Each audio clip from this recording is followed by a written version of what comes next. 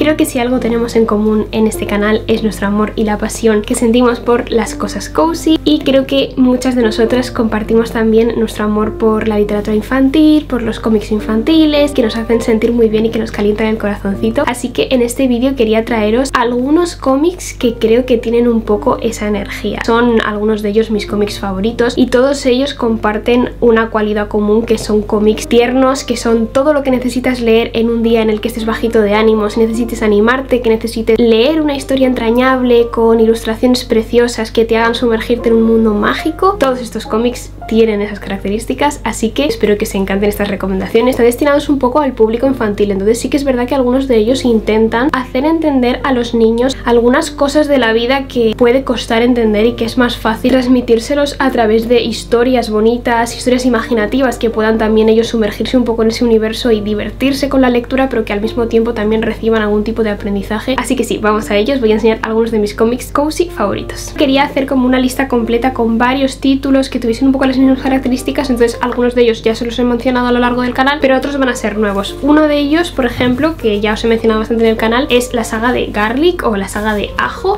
Tenemos el primero traducido al español, Ajo y el vampiro, y el segundo todavía no se ha traducido al español, que es Garlic and the Witch, pero la verdad yo me he leído el primero en español y el segundo en inglés y entendí perfectamente todo. Es al final un lenguaje muy sencillo, muy básico, y que a través de los dibujos al final entiendes muy bien toda la trama. Esta saga de cómics se trata de una comunidad de hortalizas y vegetales antropomórficos, que su función en la vida básicamente es ayudar a la bruja en el mercado a vender las hortalizas y los vegetales del huerto en el mercado, y es muy divertido porque cada uno de los integrantes de esta comunidad vende su propia materia prima en el mercado, es decir, Ajo vende los ajos, Zanahorio vende las zanahorias, entonces es muy divertido ver también cómo interactúan entre ellos y cómo viven en comunidad en esta pequeña familia de hortalizas y vegetales. Y nuestra protagonista es Ajo, que es un personaje que es muy tímida, es muy introvertida, muy ansiosa, constantemente tiene pensamientos intrusivos de que a todo el mundo le cae mal, de que a todo el mundo le está molestando, es muy temerosa, también tiene miedo de todo, y en un momento dado de la historia descubren que hay una mansión en el bosque que aparentemente está abandonada, pero de repente empiezan a ver que hay vida dentro, que hay alguien que ha aparecido dentro de la mansión, y descubren que es un vampiro el que se ha mudado a esa mansión en el bosque, y entonces deciden mandar a Ajo, pues porque es un ajo, a enfrentarse a este vampiro, a ver si es malo, a ver si no, a ver cuáles son sus intenciones. Y ella, claro, no quiere ir porque es peligroso y ella tiene mucho miedo de todo, evidentemente, pero acaba enfrentándose a sus miedos, acaba decidiendo ir, y de esa manera pues consigue ser quien realmente quiere ser, y tiene un desarrollo muy bonito a lo largo del cómic, y al final es un cómic muy sencillo, muy tierno, que es simplemente una aventurilla que vive Ajo con el vampiro,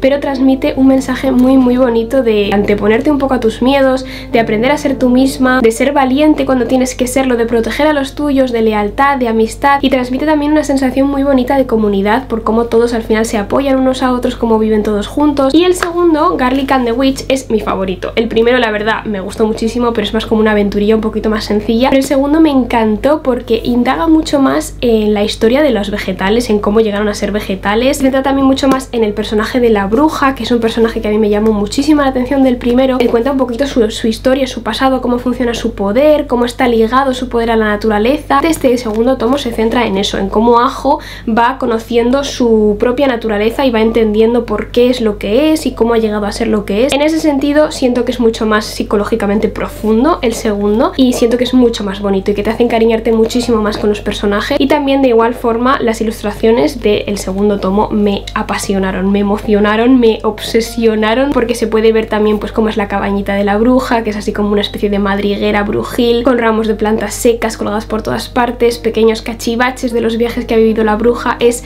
muy emocionante, es muy bonito y os lo recomiendo muchísimo, de verdad. Es una de mis sagas de cómics favorita y creo que es bastante poco conocida para lo guay que es así un poco cozy fantasy, pero con un cozy fantasy más divertido, más original en ese sentido, pero es muy tierno y lo vais a disfrutar muchísimo si aún no lo habéis leído. De la misma editorial que ha editado Ajo y el vampiro, que es Map Graphic. Map Graphic lo bueno que tiene es que suele sacar muchas ofertas en sus libros y suelen estar a muy buen precio. Este es uno de los siguientes que yo leí de esta editorial porque me encantan los cómics que tienen, me encanta el estilo que tienen y me encanta todas las autoras y autores que publican. Y este por ejemplo me costó 5 euros y es muy buena opción de algo que consumir así bonito, pero que tampoco te cueste mucho dinero. Es La magia de las brujas de Wendy Xu. En este caso tenemos una historia de brujas, pero es muy bonito porque es una historia de brujas que tiene mucha relación con el mar, con el océano, también con los ritmos de la naturaleza, con respetar la armonía de la naturaleza, y es una historia que me apasionó muchísimo. Si os gusta Kay O'Neill y la Sociedad de los Dragones de Té, y más en concreto Bahía Acuicornio, el cómic que tiene Kay O'Neill sobre los acuicornios, más centrado en el océano y en respetar el océano y en respetar las bahías y todo eso, si os gustó el cómic de Bahía Acuicornio, este cómic os va a encantar porque es básicamente una historia muy parecida. Es una estética también muy parecida de una familia de brujas que cogen su poder del mar, de los vientos, de las mareas y se sirven de ese poder para estar en armonía con los dragones que viven dentro del mar y del océano, que son como una especie de dioses que marcan un poco los ritmos de la naturaleza y de las mareas. Tenemos a Sophie, que es nuestra protagonista, que es una bruja perteneciente de esta familia y que tiene, por tanto, por herencia, estos poderes mágicos y está aprendiendo para ser bruja, para meterse en la escuela de magia, que se muda a la casa de su tía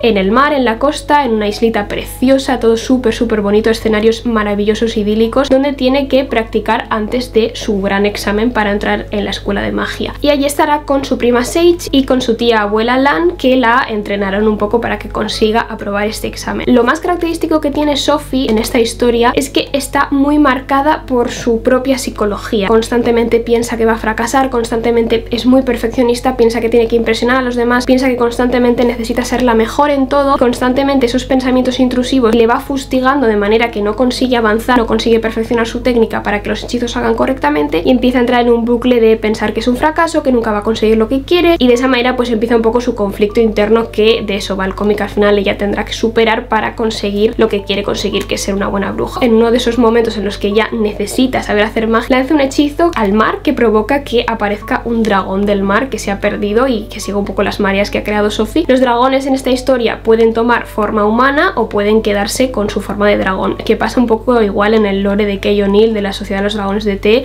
y de la Bahía Acuicornio también. Acaban acogiendo a Lear, que es ese dragón del mar que se ha perdido, y se hacen amigos y juntos van como aprendiendo cómo hacer magia, van ayudándose el uno al otro, comprendiendo que están unidos al final por un hilo invisible mágico que necesitan de alguna manera solventar para que todo pueda volver a la normalidad. Y es una historia preciosa de autoconocimiento, de ser comprensiva también con una misma y entender tus tiempos, tus procesos, las ilustraciones, los escenarios, todo el mundo en general que existe en este cómic es maravilloso. Y mira que es un cómic bastante cortito, pero se da tanta información sobre el mundo mágico, sobre las leyendas que hay detrás de estas criaturas, como el mundo mágico, como el mundo de los océanos, guiados y liderados por los dragones. Es tan increíble, es todo un mundo tan mágico y maravilloso que realmente te hace enamorarte de todo el cómic, así que también está súper recomendado. El siguiente cómic que os quería recomendar es Saudade, de Philip William y Melissa Garabelli. Este cómic es todo lo que necesitas si necesitas echarte una lloradita. Necesito llorar catárticamente, soltar todo lo que tengo dentro y sentir que he renacido. Pues este cómic para mí es perfecto para eso. Muy tierno, muy bonito, pero que al mismo tiempo trata temáticas muy duras como son el duelo, la soledad que se siente cuando alguien falta, el no entender la muerte de un familiar, el no poder procesarla de una manera natural y genuina. También la melancolía y la nostalgia que se puede sentir cuando estás lejos de tu hogar, cuando estás lejos del sitio al que perteneces, cuando sientes que estás en un sitio en el que tus raíces no terminan de encajar y donde no te sientes al final seguro, no te sientes a salvo, no te sientes como que realmente debas estar ahí naturalmente. Este cómic nos cuenta la historia de una niña y su hermano, Lara y Tomás, que un día de viaje con su padre se encuentran a un cervatillo herido a un lado de la carretera y deciden rescatarlo para poder cuidarle porque tiene la patita herida. Entonces se lo llevan a casa, al final lo adoptan como su mascota, le ponen un collarcito, lo tienen en casa y ellos viven en una casita preciosa en el bosque con un jardín inmenso lleno de setitas, lleno de plantitas, flores por todas partes, y ahí viven felices con el ciervatillo al que adoptan, que le llaman León. Ellos justo están pasando por un momento en el que acaban de perder a su madre y tener a León es como que les hace sentir mejor, les hace sentir acompañados, les hace sentir que el mundo es bonito. Y me parece también muy interesante que la historia no se centre solo en el duelo y en cómo están comprendiendo los niños la muerte de su madre, sino que también se centre en cómo lo están pasando los adultos de la historia, cómo está sufriendo el padre por haber perdido a su mujer, cómo está sufriendo la abuela por haber perdido a su hija, y es algo muy visceral, muy triste ver cómo están pasando por ese proceso, pero al mismo tiempo es muy realista y te hace sentir como muy conectada con la historia. También nos cuenta un poco el pasado del ciervo, cómo llegó el ciervo a ese punto en el que lo encontraron. Es una historia que al final te despierta tristeza y melancolía, pero esa tristeza y melancolía dulce que luego acaba bien, que sabes que va a tener un final bonito y que todos los personajes van a terminar como tienen que terminar. Transmite mensajes que me parecen muy humanos y muy terrenales. Pero también por otra parte vemos la historia del cervatillo, cervatillo y de cómo el cervatillo constantemente se ve empujado hacia el bosque, se ve empujado hacia su naturaleza y hacia sus raíces, como él al final también tendrá que encontrar su propio lugar, y realmente el final me rompió el corazón de una manera que no os puedo expresar. Es triste en parte, pero también es muy bonita, muy tierna y que te hace sentir muy bien. No es ese tipo de tristeza que te destroza por dentro. Evidentemente al final es un cómic infantil que trata un poco de transmitir ese mensaje de superar el duelo y del trasfondo tan bonito que tiene el concepto de saudade, de esa melancolía, esa nostalgia por lo que tienes lejano. Y creo que en su totalidad, en su conjunto, es un cómic que es feliz, es un cómic que es bonito, tierno y que es positivo y que es optimista, pero al mismo tiempo evidentemente pues tiene sus partes más duras y sus partes un poquito más cruditas en ese sentido y más melancólicas. Entonces bueno, es un cómic un poquito triste, pero aún así es precioso y os lo recomiendo muchísimo. El trazo que tiene, la naturaleza como está dibujada, de verdad que es una absoluta obra de arte, os lo recomiendo muchísimo. El siguiente que os quería recomendar, La guardiana de las polillas de Kay O'Neill. En este vídeo no os voy a dar la tabarra con la Sociedad de los Dragones de Té, y Kay O'Neill hace obras de arte constantemente. Me gustaría dar más visibilidad a La guardiana de las polillas porque creo que es una obra maestra, y que si bien es cierto que la Sociedad de los Dragones de Té fue un boom absoluto y que a todo el mundo le obsesionó, pero La guardiana de las polillas tiene un lore que, si bien la Sociedad de los Dragones de Té es más cozy, mucho más amable, mucho más bonito en ese sentido, La guardiana de las polillas nos presenta una historia y un lore un poco más oscuro, un poco más incierto, más misterioso tal vez, pero es muy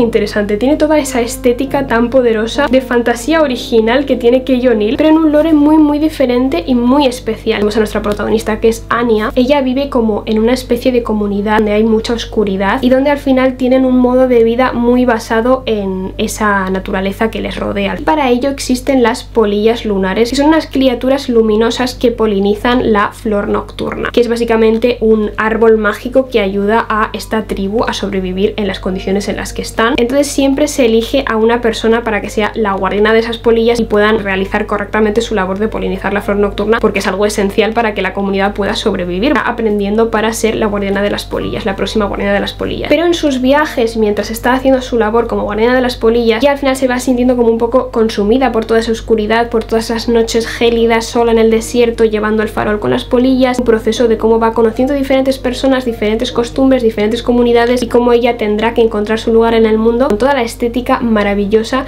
de los lores de fantasía que crea Kay O'Neill. Es un cómic absolutamente mágico, es precioso, tiene muchísimo pasado, tiene muchísima leyenda detrás, es un libro muy mítico. Entonces siento que es una historia que está muy bien construida, es maravillosa, y aparte con las ilustraciones de Kay O'Neill, que son una maravilla. El siguiente cómic que quería recomendaros es otro de mis favoritos, que es Pilú de los bosques. Esta es la típica historia que todas nos habría encantado vivir de pequeñas. Nos cuenta la historia de Willow, que es una niña que tiene una relación un poquito complicada con su familia, y un día se escapa de su casa y se va al bosque, porque a ella le gusta muchísimo deambular por el bosque cercano a su casa, buscar setas. Tiene como una especie de cuaderno de botánica donde va apuntando las plantas nuevas que va conociendo en sus paseos por el bosque, las setas que va conociendo. Es que se escapa al bosque, conoce a Pilú, que es una criatura como una especie de niña ninfa que pertenece al bosque y que se ha perdido. Entonces Willow le ayudará a encontrar su casa y a volver a encontrarse con su familia. Las dos se irán un poco contagiando de la valentía de la otra. Tanto Willow como Pilú aprenden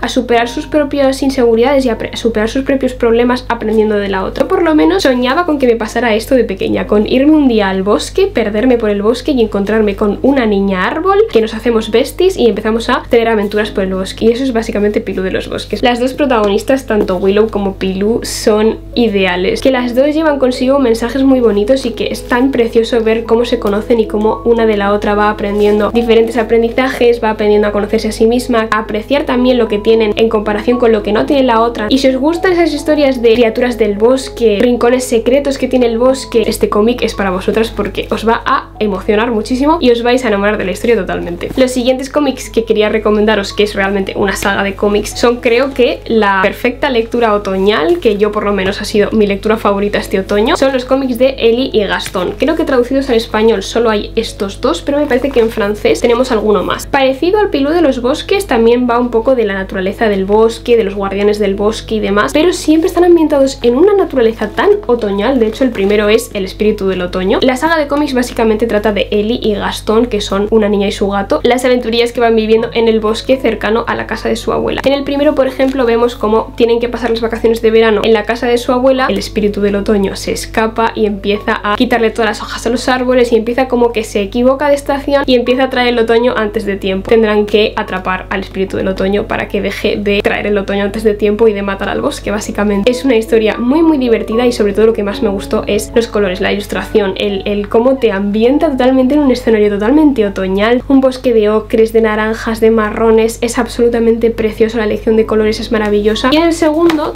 profundiza muchísimo más en la temática de la naturaleza del bosque y en los guardianes del bosque, unos personajes en este lore encargados de cuidar los bosques, y esos guardianes del bosque me llamaban muchísima la atención del primer tomo porque se menciona ligeramente pero no se termina de profundizar en ellos, y en este se profundiza mucho más. Y también muestran el bosque de los recuerdos. Básicamente Ellie y Gaston se pierden por el bosque y descubren a unos personajes que quieren llegar al bosque de los recuerdos, donde crece una flor que si te la tomas pues te puede ayudar a recordar cosas que has olvidado y a indagar un poco en tus recuerdos, lo cual es muy apropiado porque van enseñando de esa manera todo el bosque y ese pasado más mítico que encierra el bosque. Estos cómics son mágicos,